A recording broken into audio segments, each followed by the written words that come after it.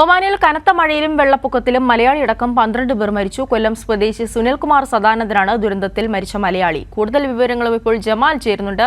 Jamal, വളരെ ദുഃഖകരമായ ഒരു സംഭവം തന്നെയാണ്. അവിടെ നിന്നും നൽകാൻ കഴിയുന്ന ഏറ്റവും പുതിയ വിവരങ്ങൾ എങ്ങനെയാണ്?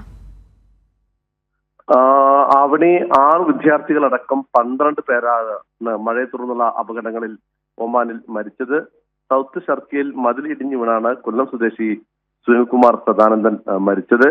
കനത്ത മഴയാണ് ഒമാനിലെ വിവിധ ഭാഗങ്ങളിൽ തുടരുന്നത്. കാറ്റിന്റെയും ഇടിയുടെയും അകമ്പടിയോടാണ് മഴ കോരിച്ചിരുന്നത്.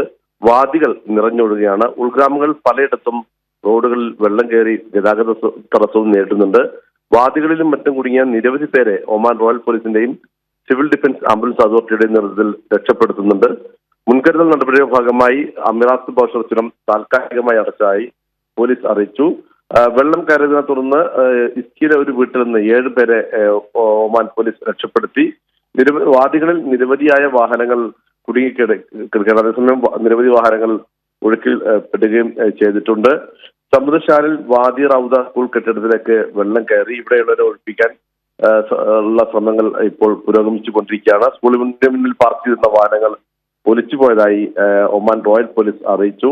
ഇബ്രയിലെ വാദി അൽ റവഹറയിൽ 3 പേർ കുടുങ്ങി. ഇത്തരത്തിൽ നിരവധിയായ അപകടങ്ങളാണ് രാജ്യത്തിന്റെ വിവിധ ഭാഗങ്ങളിൽ ഉണ്ടായിട്ടുള്ളത്. ഞായറാഴ്ച പുലർച്ചോടെയാണ്, ഇന്ന് പുലർച്ചോടെയാണ് മഴ കരുത്താർജിച്ചത്.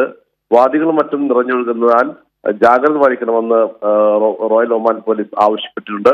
രാജ്യത്ത് ബുധനാഴ്ച വരെ കനത്ത മഴക്കും കാറ്റിനും സാധ്യതയുണ്ടെന്നാണ് അധികൃതർ അറിയിച്ചിട്ടുള്ളത്.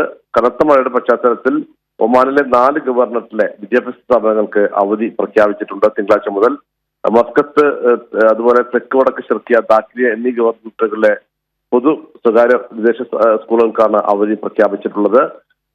ഒമാൻ റോയൽ പോലീസിന്റെയും സിവിൽ ഡിഫൻസ് ആംബുലൻസ് അതോറിറ്റിയുടെയും നേതൃത്വത്തിൽ സ്ഥിതിഗതികൾ നിരീക്ഷിച്ചുകൊണ്ടിരിക്കുകയാണെന്ന് അധികൃതർ വ്യക്തമാക്കിയിട്ടുണ്ട്. എന്നാലും രാജ്യത്ത് കനത്ത മഴ തുടരുകയാണ്. നിരവധിയായ അപകടങ്ങൾ രാജ്യത്തിന്റെ വിവിധ ഭാഗങ്ങളിൽ ഉണ്ടായിട്ടുണ്ട്.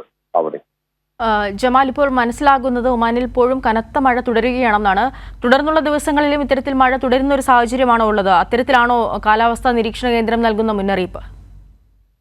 തീർച്ചയായും ന്യൂനമർദ്ദത്തിന്റെ പശ്ചാത്തലത്തിൽ ബുധനാഴ്ച വരെ കനത്ത മഴക്കും കാറ്റിനും സാധ്യതയുണ്ടെന്ന് അധികൃതർ അറിയിച്ചിട്ടുണ്ട്. അതുകൊണ്ട് തന്നെ ജനങ്ങൾ ജാഗ്രത പാലിക്കണമെന്ന് പോലീസ് അറിയിച്ചിട്ടുണ്ട്. പ്രത്യേകിച്ച് വാദികളിലേക്ക് ജനം പോകരുത്, അതുപോലെ തന്നെ വാദികളുടെ അടുത്തേക്ക് പോകരുത് തുടങ്ങിയ നിർദ്ദേശങ്ങൾ പ്രഖ്യാപിച്ചിട്ടുണ്ട്. കനത്ത മഴയെ തുടർന്ന്